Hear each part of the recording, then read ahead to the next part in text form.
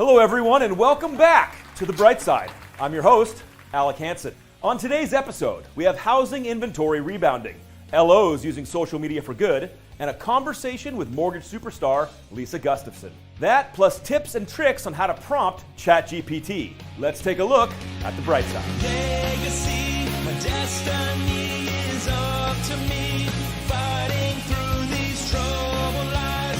Victory shall arise. This market shall pass away. I choose positivity. Open up the blue skies. This is the bright side. Here are today's top stories. Buyers, lenders, and realtors rejoice! We're seeing better housing inventory numbers. According to new data from Altos Research, it's back on the rise. For the week of April 14th through the 21st, housing inventory rose from this number to a larger one. This change is consistent with how inventory normally rises coming into the spring buying season. There's a season for that? Said this guy. Now for some even more good news, mortgage rates are expected to drop with positive inflation reports. The latest CPI report shows the inflation rate fell to 5%, the lowest it's been since May 2021. This is the only time you'll hear inflation and good news in the same sentence, unless you're talking about one of these sweet boys. Fannie Mae's Economic and Strategic Research Group, also known to us insiders as FMRSCR, has upgraded its first quarter GDP forecast to negative 0.4%. An improvement of 0.1% from its previous outlook. To put in simpler terms, their outlook on the housing market is a little brighter. And that's thanks to a more optimistic view on home sales, pricing, and the economy overall. In even simpler terms, Fannie Mae say house time good. Those are our top stories. And now let's turn it over to Alex with some tips and tricks. What are we learning today, Alex?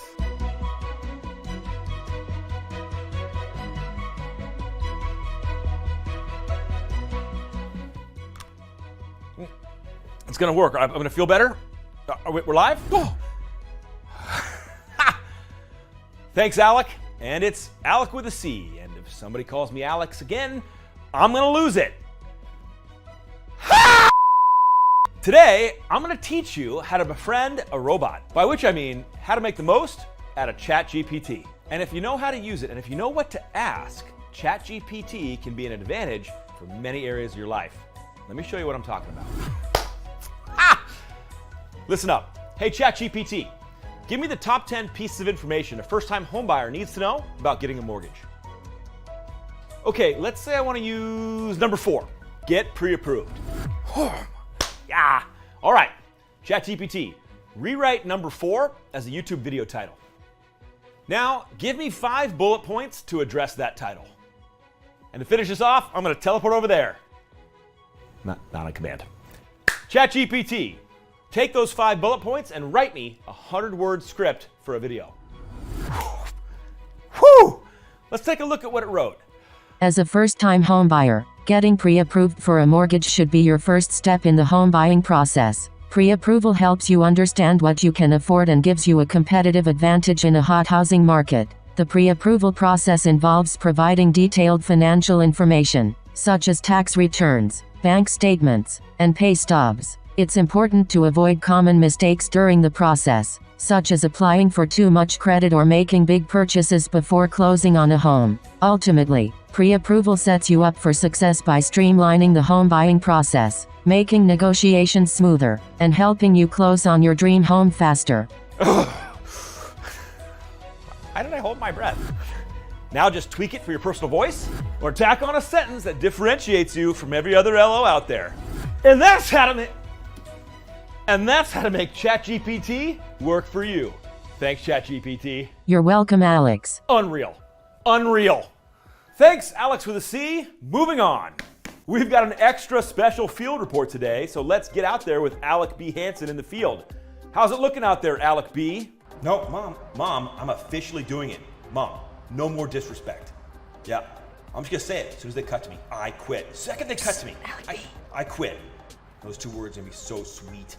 I can't wait to see the look on everyone's faces. Hey, Alec B, you're live. Oh, okay, Mom, I gotta go. I had to quit. No, Meatloaf's fine. Alec B, Meatloaf's fine. you're live. Okay, bye. Guess what? Ooh, sorry to cut you off there. Guess we'll never know what he was going to say. Thanks, Alec B.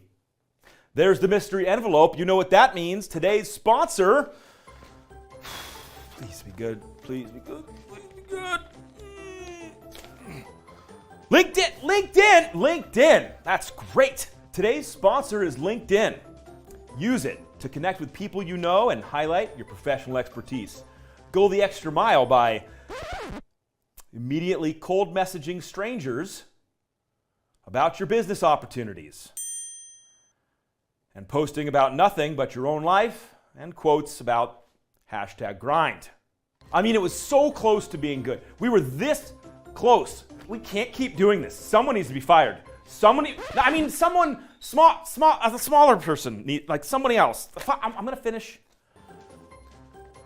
LinkedIn, because everyone loves a cold DM in the morning, pitching them shit.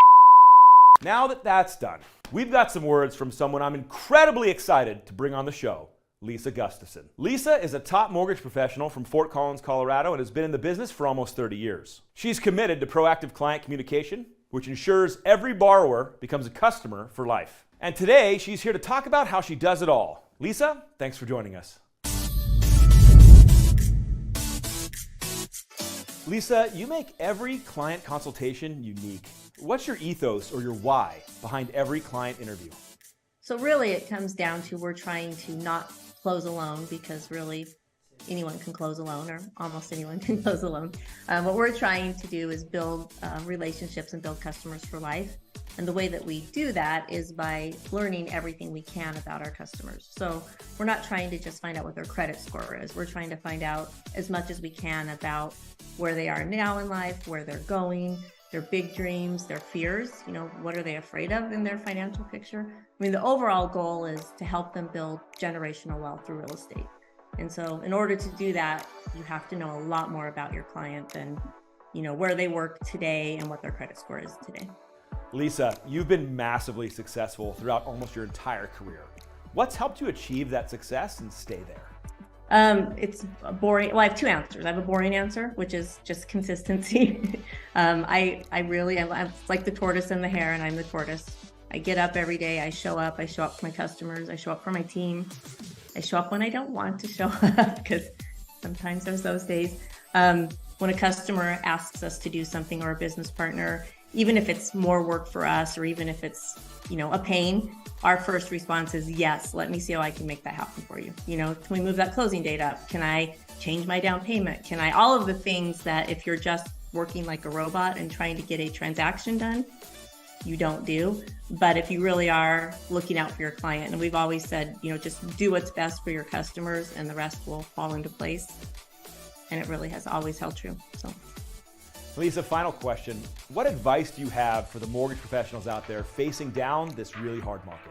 Well, what did Winston Churchill say? If you're going through hell, keep on going. I've used that several times in my mortgage career. So I know it's cyclical, and I know it's hard, right? Because we need to eat, people need to get paid. It's hard when the business gets like this. But the things that the cycles have taught me over the years is that you have to, one thing, you have to store your acorns, right? When times are good, you have to know that you need to make the money, save the money during those times. And when times are bad, I think you have to be really intentional about having a business plan, showing up every day, still doing the things that are in your business plan.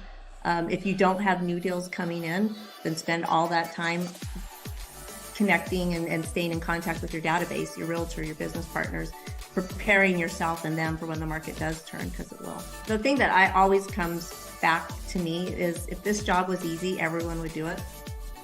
And so it is hard. It is hard, and you have to have thick skin, and you have to do the hard things day in and day out, and show up day in and day out. And I think the last couple of years, people got used to a certain level of business. But what you have to understand is those years, because rates were so low and because we were in such unique times, it pulled forward a lot of people that would have purchased a home 2023 and 2024.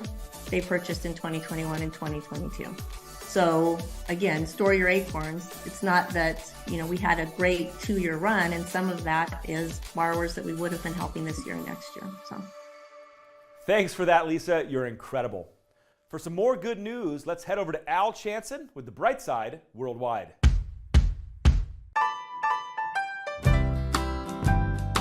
Thanks, Alec and Lisa. I'm Al Chanson, and I'm here to brighten your day with the Bright Side Worldwide. Let's get into some good news. As a loan officer, Ashley O'Sheal already knows the importance of building relationships. And today we're here to celebrate a massive win. Pursuing home builders is a long-term play.